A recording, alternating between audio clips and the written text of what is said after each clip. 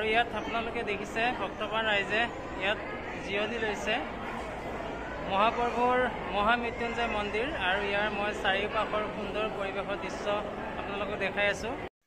Hello' everyone, welcome back to my YouTube channel Bijesh blog. আৰু আপোনালোকে চাই আছে বিশ্বৰ সৰ্ববৃহৎ লিংগাকাৰ শ্ৰী শ্ৰী মহামৃত্যুঞ্জয় মন্দিৰ নগাঁও। গতিকে মই পুনৰ ইয়ালৈ আহিলোঁ, এই মন্দিৰলৈ আহিলোঁ দৰ্শন হ'বৰ বাবে, বাবাৰ দৰ্শন হ'বৰ বাবে। আৰু যিহেতু শাওণ মাহ চলি আছিলে, মই আগৰ এটাৰ ভিডিঅ' দিছিলোঁ, আপোনালোকৰ মাজত আগবঢ়াইছিলোঁ, সেই ভিডিঅ'টো চাব পাৰে।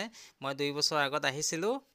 আৰু মহামৃত্যুঞ্জয় মন্দিৰৰ এয়া হৈছে তলৰ পৰিৱেশ। এই পৰিৱেশত আপোনালোকে যিসকল ভক্তপ্ৰাণ ৰাইজ আছে, তেওঁলোকে ওপৰত শৰাই এখন বাবাৰ চৰণত প্ৰধান মন্দিৰত শৰাই এখন অৰ্পণ কৰি ইয়াত তলত আহি তেওঁলোকে ভগৱানৰ প্ৰসাদ গ্ৰহণ কৰিব পাৰে আৰু তেওঁলোকে ইয়াতে জিৰণি ল'ব পাৰে। সুন্দৰ পৰিৱেশ, ওপৰত ফেন আছে আৰু খোৱা পানীৰ যথেষ্ট আছে, খোৱা পানীৰ সুবিধা আছে। গতিকে আপোনালোকে ইয়াতে বহি ভগৱানৰ যি প্ৰসাদ আপোনালোকে গ্ৰহণ কৰিব পাৰে।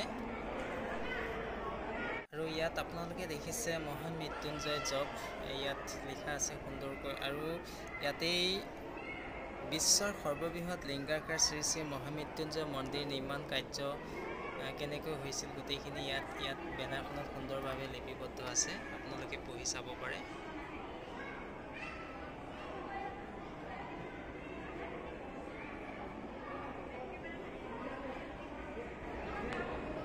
আৰু চাওক, মৃত্যুক জয় কৰিব পৰা মহামৃত্যুঞ্জয় মন্ত্ৰ ইয়াতে সুন্দৰভাৱে লিপিবদ্ধ আছে।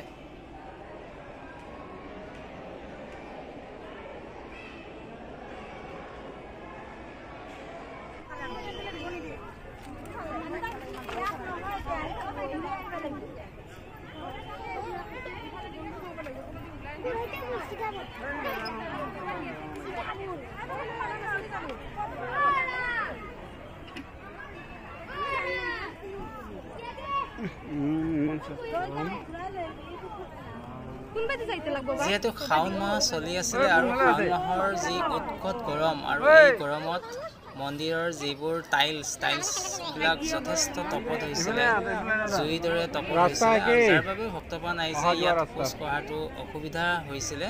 আৰু সেইবাবেই ইয়াত কাৰ্পেট পাৰি দিছিলে, কাৰ্পেটবিলাকত ওপৰত ঠাণ্ডা পানী ছটিয়াই দিছিলে, যাৰ বাবে ভক্তপ্ৰাণ ৰাইজে ইয়াত অহা যোৱা কৰাৰ বাবে সুবিধা হৈছিলে।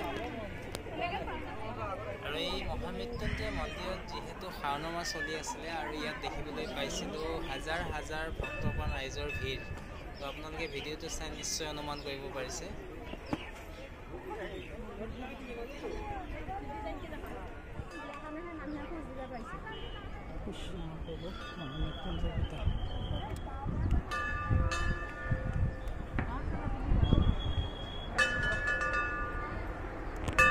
আৰু এয়াই হৈছে মহামৃত্যুঞ্জয় মন্দিৰ।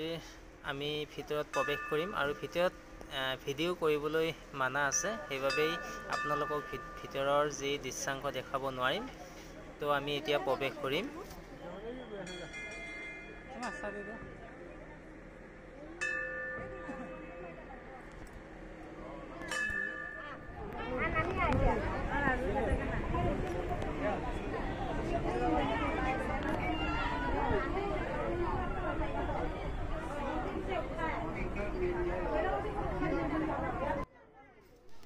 শৰাইখন প্ৰভুৰ চৰণত অৰ্পণ কৰিলোঁ আৰু আমি অন্য এখন দুৱাৰে আমি ওলাই আহিলোঁ। আৰু এতিয়া আপোনালোকক দেখাইছোঁ ইয়াৰ বাহিৰৰ যি দৃশ্যাংশ।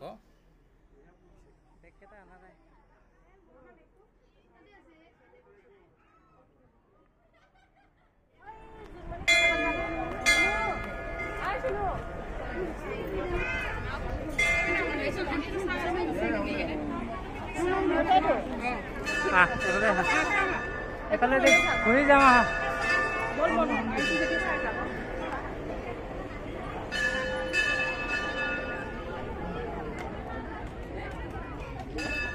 বেগখন আছে, থাক দে ন।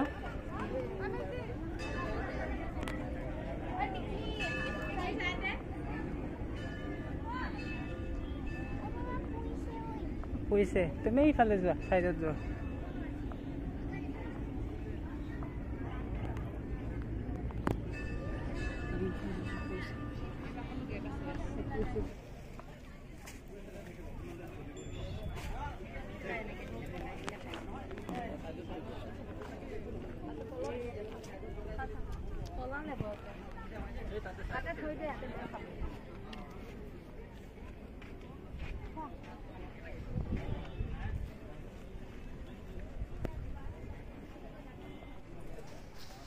আৰু আপোনালোকে অনা চাকি খলিতা চাকি বন্তি আপোনালোকে এই খেৰী ঘৰটোতে সুন্দৰকৈ আপোনালোকে বাবাৰ চৰণত বাবাৰ শ্ৰী চৰণত অৰ্পণ কৰিব পাৰিব জ্বলাব পাৰিব আৰু বহুত বহুত ধন্যবাদ জ্ঞাপন কৰিছোঁ মই আপোনালোকে এই ভিডিঅ'টো শেষলৈকে চাই থকাৰ বাবে।